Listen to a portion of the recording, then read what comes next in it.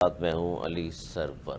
آج ہم بات کر رہے ہیں جی، خاص طور پر وزیراعظم نے جو کفایت شعاری اقدامات کا جو اعلان کیا ہے اس پر ہم بات کریں گے، کتنی کفایت شعاری ہو سکتی ہے۔ اس کے علاوہ معاف کیجیے، سندھ میں ورک فرام ہوم اور سرکاری گاڑیوں میں پیٹرول کی کٹوتی پر عمل درآمد کی ہدایت کی گئی ہے۔ سندھ حکومت کی جانب سے یہ فیصلہ سامنے آیا ہے کہ سندھ میں 16 سے 31 مارچ تک تعلیمی ادارے بند رکھنے کا بھی اعلان سامنے آیا ہے۔ سرکاری محکموں میں 60% گاڑیاں 2 ماہ کے لیے بند ہوں گی، اور جبکہ پیٹرول جو مہنگا ہوا ہے اس سے کے نقصانات کیا کیا مزید ہو رہے ہیں، تاجر برادری کو بھی اس سے کیا نقصانات ہیں، اور کیا تاجر برادری خوش ہے ان اقدامات کے حوالے سے، کیونکہ خطے میں ظاہر جو حالات ہیں وہ بھی ان کے سامنے۔ میرے ساتھ موجود ہیں تاجر رہنما عتیق میر صاحب۔ میر صاحب، بہت شکریہ آپ کا وقت دینے کا۔ یہ وزیراعظم صاحب کی جانب سے اور پھر صوبوں کی جانب سے جو اعلانات سامنے آئے ہیں کفایت شعاری کے حوالے سے کہ گاڑیاں بھی کم استعمال ہوں گی، پیٹرول کی بچت ہو سکے، تاکہ پھر لوگوں پہ کم سے کم دباؤ ہو۔ سر، تاجر برادری کس حد تک متاثر ہوئی ہے؟ دیکھیے، سارا دباؤ ہی تاجر پر ہوتا ہے یا خریدار پر ہوتا ہے۔ اب تاجر پر دباؤ ہو، خریدار پر ہو، تو وہ معیشت پہ، تجارت پہ اور کاروبار پہ دباؤ ہے۔ یہ صورتحال آپ دیکھ ہی رہے ہیں، اور یہ تو چلیں جنگی صورتحال ہے۔ اس سے قبل ہی پاکستان میں تو معیشت جس مشکل کا شکار رہی ہے، اس پر تو یہ ایسے ہی جیسے کوئی آدمی لقوے کا شکار ہو اور اس کو ہارٹ اٹیک ہو جائے۔ یہ معیشت کے ساتھ اس جنگ نے وہ کام کیا ہے۔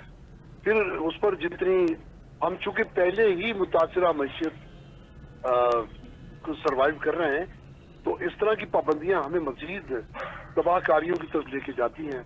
جیسے ہم دیکھ رہے ہیں اس وقت کوئی بائک میں موٹر سائیکل وہ اپنی بائک میں پیٹرول ڈلوانا لوگوں کے لیے مشکل ہو گیا ہے۔ رکشوں پہ سفر غریب آدمی کرتا ہے، اس کے لیے بہت مشکل ہو گیا کہ وہ رکشوں پہ یا ٹیکسیوں پہ سفر کر سکے۔ تو دیکھا جائے، میں چاروں طرف زندگی کو اڑتا ہوا دیکھ رہا ہوں، جس طرح کے حالات ہیں۔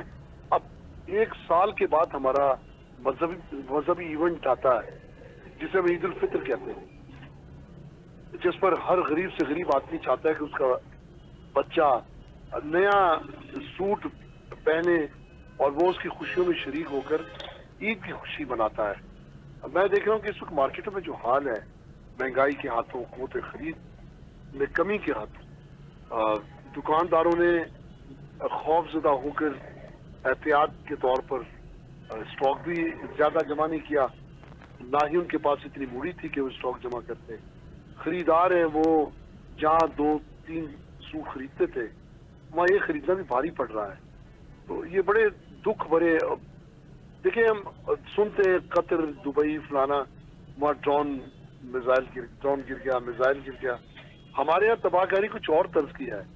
ہم پر میزائل IMF گرا رہا ہے، وہ ہمیں بغیر کسی جنگ کے بھی وہ تباہ کاریوں کی زد سر، میں لا یہ رہا ہے۔ عتیق میر صاحب، یہ جو آپ نے IMF کا بیچ میں ذکر کیا ہے، اس پر ظاہر ہے اس سے پہلے بھی ہم نے گفتگو سنی ہے آپ کی، آپ بات کرتے ہیں، لیکن یہ بات کوئی نہیں کرتا کہ بھئی IMF جو سارے جو اقدامات کرتا ہے، جو پابندیاں لگاتا ہے، جو کہتا ہے کہ جناب سبسڈی ختم کر دیں، ان کے ساتھ یہ بھی ختم کر دیں، مزید غریب کو نچوڑ لیا جائے، وہ ان اشرافیہ کے حوالے سے کچھ نہیں کہتا کہ جناب یہ مراد دی ہوئی آپ نے۔ ایک افسر جو ہے سرکاری 8-8 10-10 گاڑی کو پروٹوکول لے گھوم رہا ہے، پیٹرول فری ہے، بجلی فری ہے، تمام چیزیں فری ہیں ان کی، ان پر تو کوئی پریشر ہوتا ہی نہیں۔ دیکھیے، آپ میری بات کو ذرا دھیان سے سنیے گا۔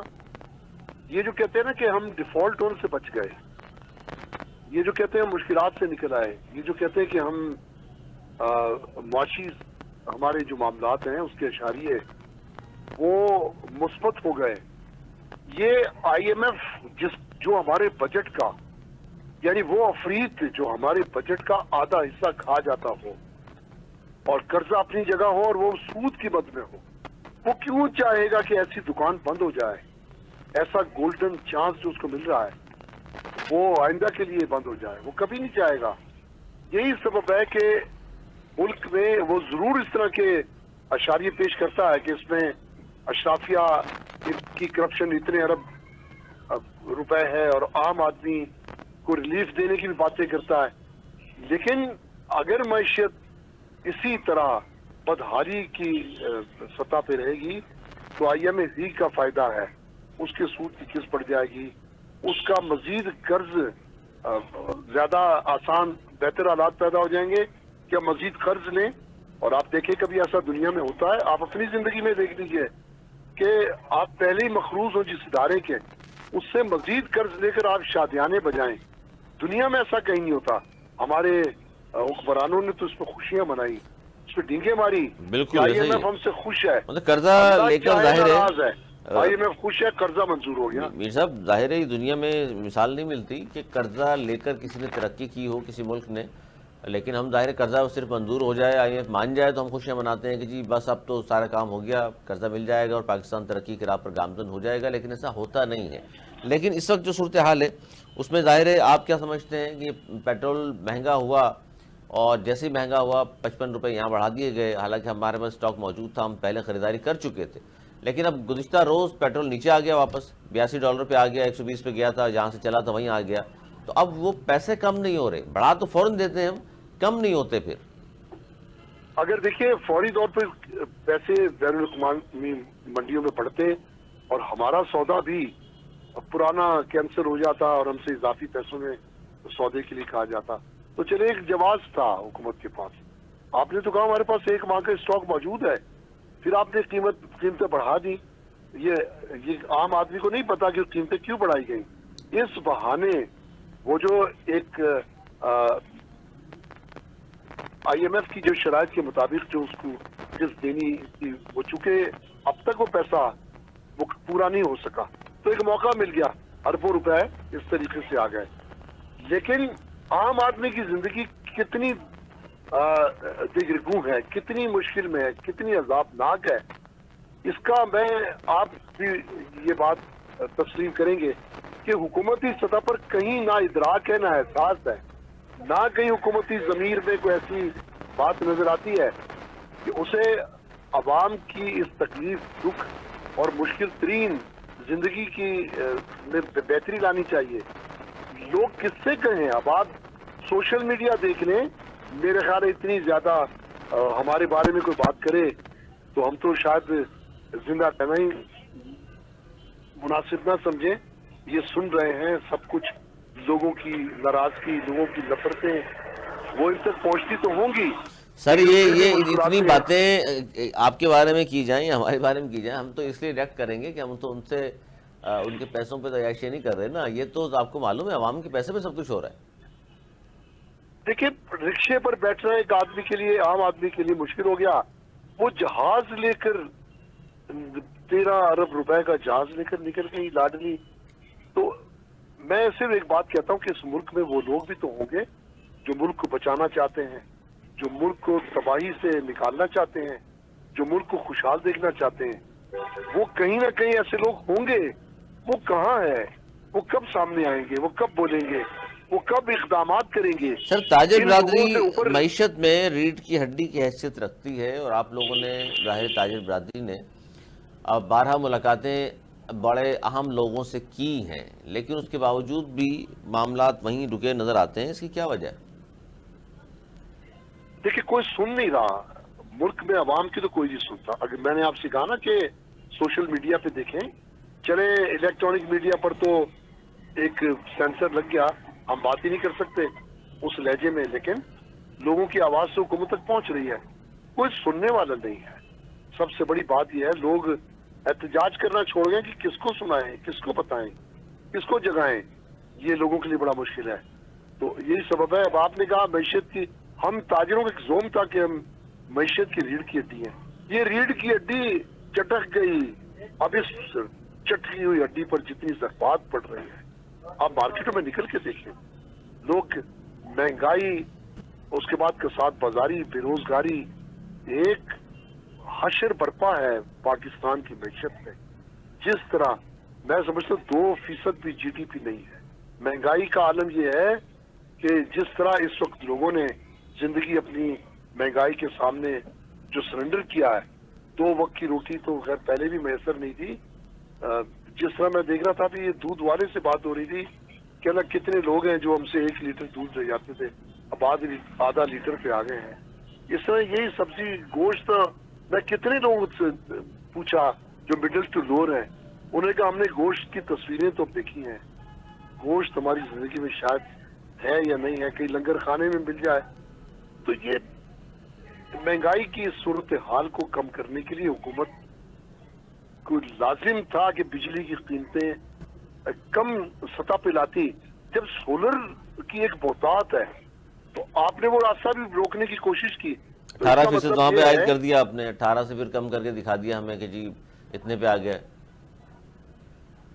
بھئی آپ نے وہ راستے اگر لوگ اپنی کاسٹ پر اپنا لیتے ہیں تو آپ ان کے راستے بھی بند کرتے ہیں. اس کا مطلب ہے کہ آپ عوام کے ساتھ نہیں ہیں, آپ تو ان اداروں کے ساتھ ہیں جو ملک کو سودی شرائط میں. بالکل میر صاحب, بات یہ ہے کہ میں یہ جاننا چاہتا ہوں, آپ نے بھی ظاہر ہے ایک مرتبہ کچھ کہہ دیا تھا پنجاب کے صوبے کی پرائم منسٹر اور سندھ کے صوبے کے وزیر اعلیٰ کے حوالے سے, بڑا کچھ سننا پڑا آپ کو بھی, دباؤ بھی آ گیا آپ پر.